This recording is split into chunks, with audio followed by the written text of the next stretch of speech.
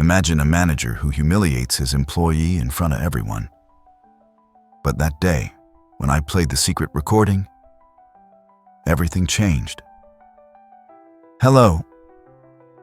My name is Daniel Carter. I'm 32 years old, and for the past 5 years, I've been working as a project manager at a mid-sized tech company in downtown Chicago. In my role, I lead software development projects, coordinate between departments, and ensure that deadlines are met without compromising on quality. It's a challenging job, but I love what I do. I'm someone who believes in structure, clarity, and mutual respect. I've always trusted that professionalism would be enough to survive in any workplace. But I've come to realize something painful.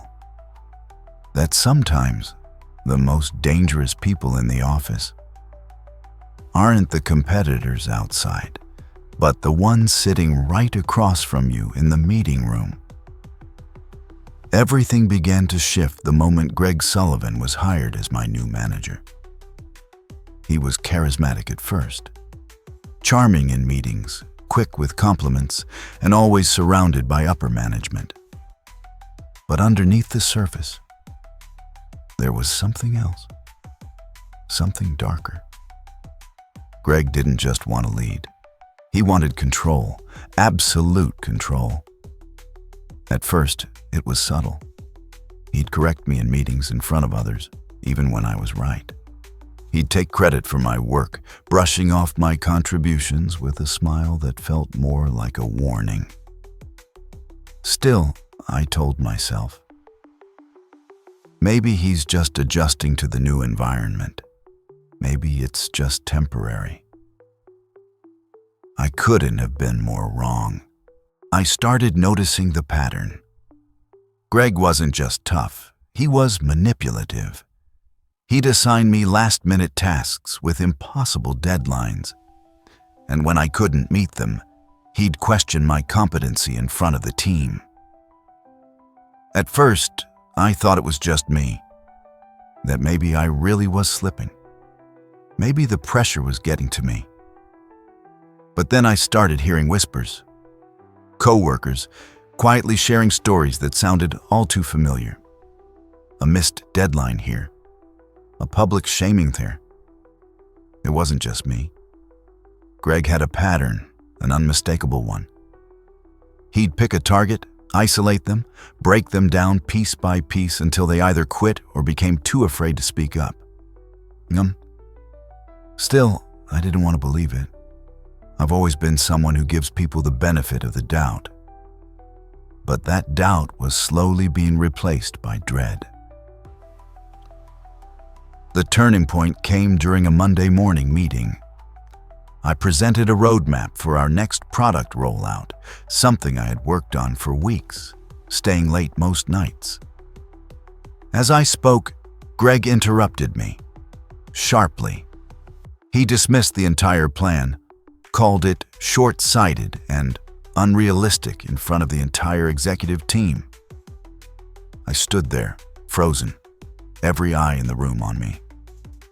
My throat tightened, but I forced myself to stay composed. Later that day, I overheard him laughing with another manager, bragging about keeping me in check. That's when I knew. This wasn't about performance. It was about power. The breaking point came during a Monday morning meeting. Greg walked into the room, holding a folder, wearing that same smug expression I'd come to dread. "Daniel," he said in front of everyone, "you didn't submit the budget revisions last Friday. That delay cost us a client." I blinked.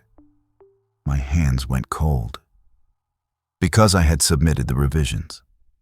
On time, with a confirmation email to prove it. But Greg didn't let me speak. He cut me off with a raised hand, his voice growing louder. "This is the 3rd time this month," he continued, turning to the others. "We can't afford mistakes like this anymore.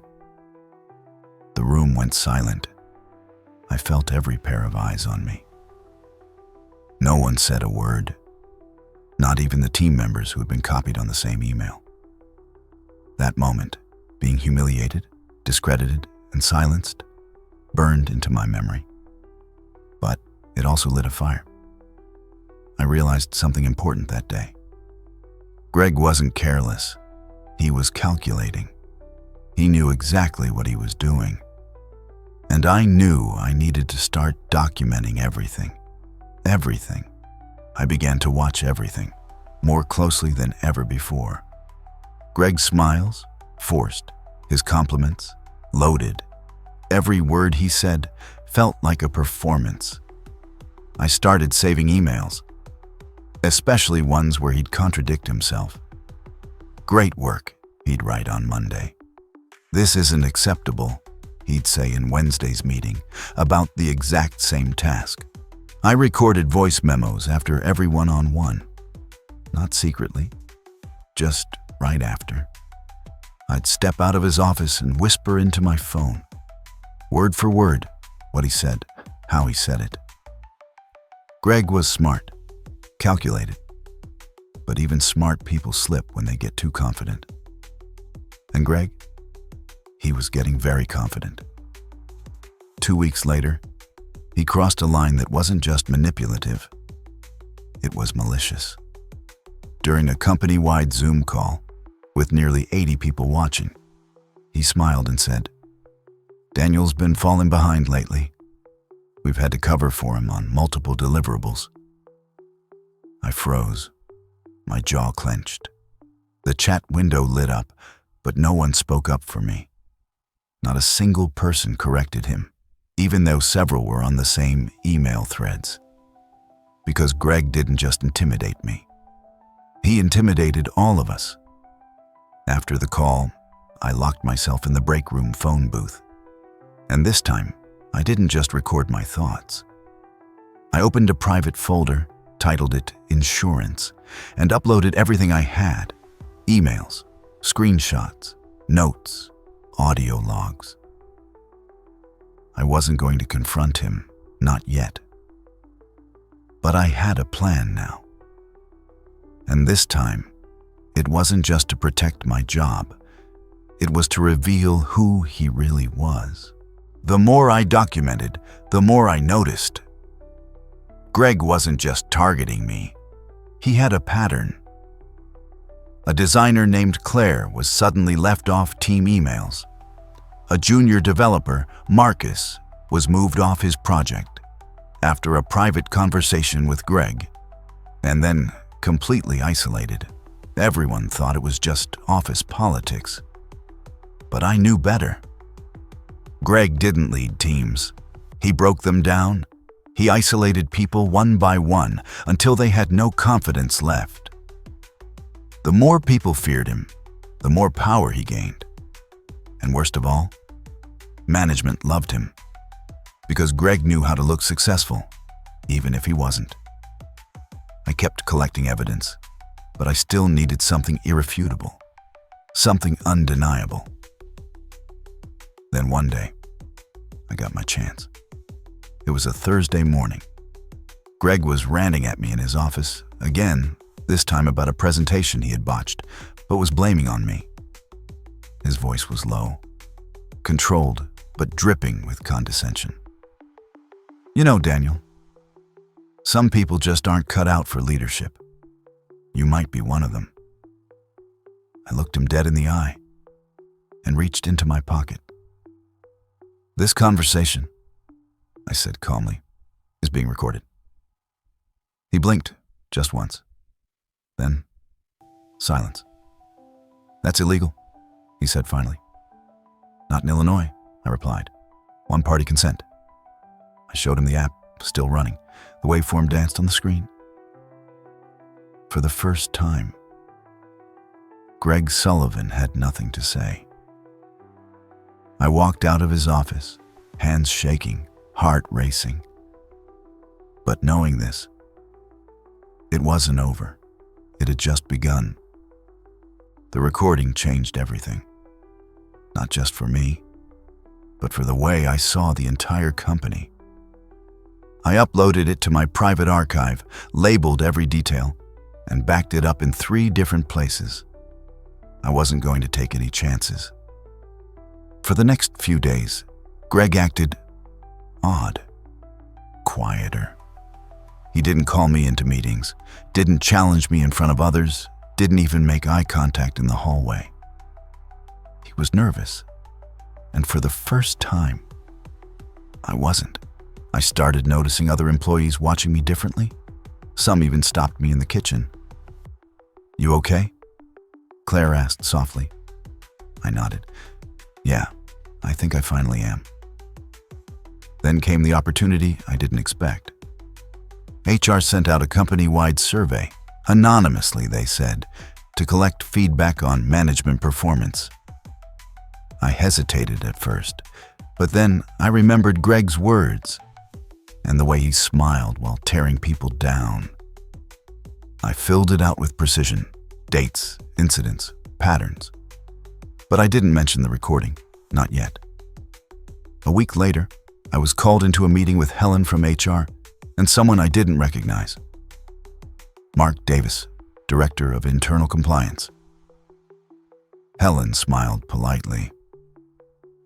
"Daniel, thank you for your recent feedback. We'd like to ask you a few follow-up questions." I nodded, calm and steady. Because for the first time in a long time, I had the upper hand. The questions they asked were specific. Too specific to be just follow-up. Helen leaned in. "Have you ever witnessed Greg Sullivan falsifying reports or misrepresenting project data?" I paused for a moment. Then I nodded. "Yes, more than once." Mark Davis scribbled notes without looking up. "And do you have documentation?" I hesitated, then pulled out a USB stick from my pocket. It was labeled Sullivan, Confidential. I handed it over. Inside were the emails, the voice memos, the screenshots, and of course, the recording. Helen raised her eyebrows slightly. "You've been preparing for this." I looked her in the eye. I had to. No one else would have believed me. They thanked me, then asked me to keep the meeting confidential. They'd be conducting a formal investigation. I agreed, and walked out of that room knowing the game had changed. That weekend, I got a text from Claire. "Greg's been acting weird. HR called him in twice this week. Something going on?" I just replied with 2 words. "It's time." The following Monday, Greg didn't show up for work. By Wednesday, his office was empty, his nameplate gone, his belongings boxed up.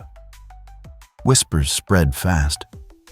No official statement, just silence. But silence speaks volumes. And in that silence, for the first time in months, I could breathe again. A week after Greg disappeared, I was called in again, this time to the executive floor. The air felt different, calmer, like the storm had passed.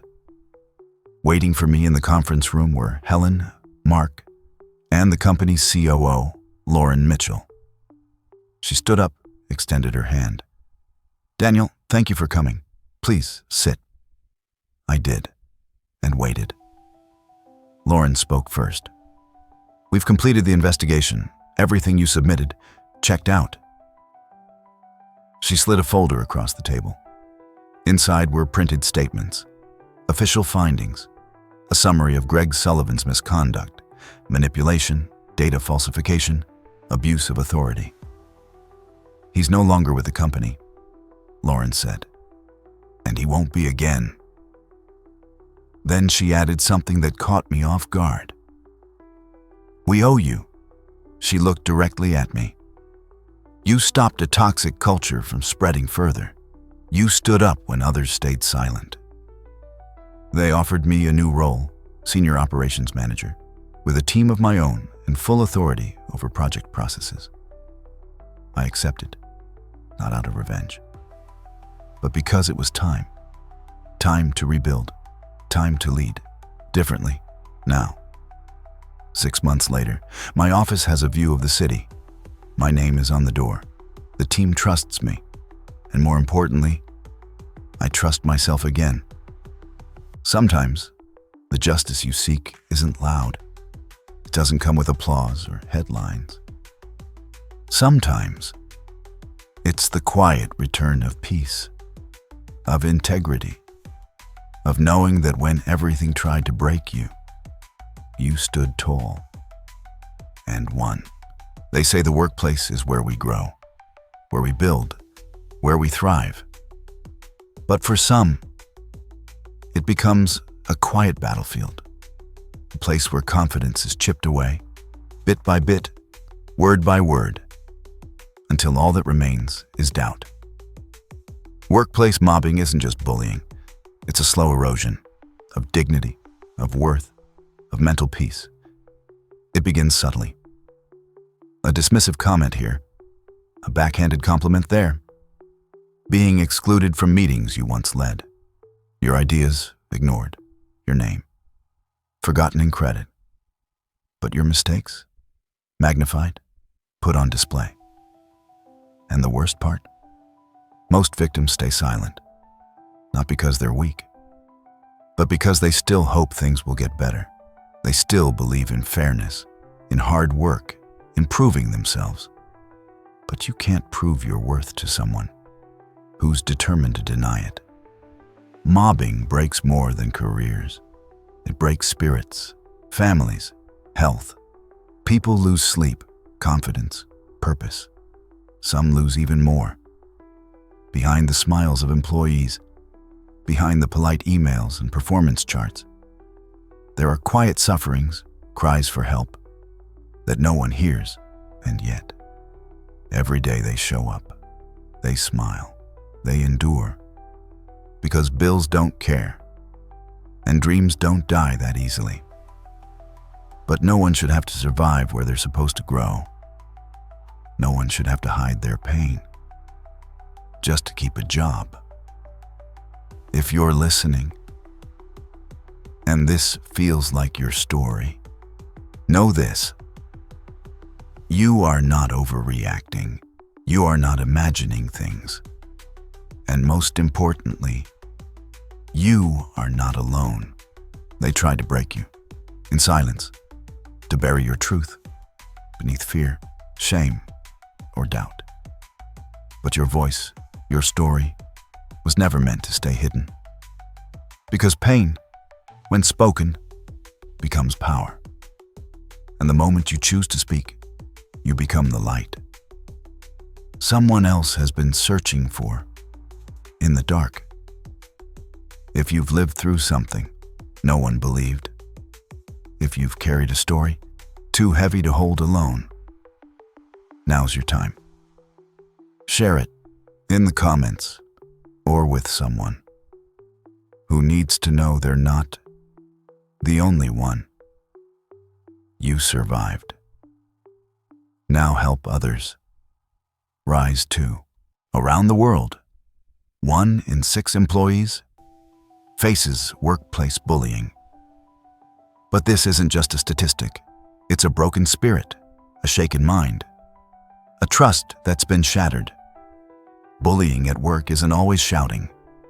Sometimes it's a look, an email where your name is left out, a voice silenced during a meeting.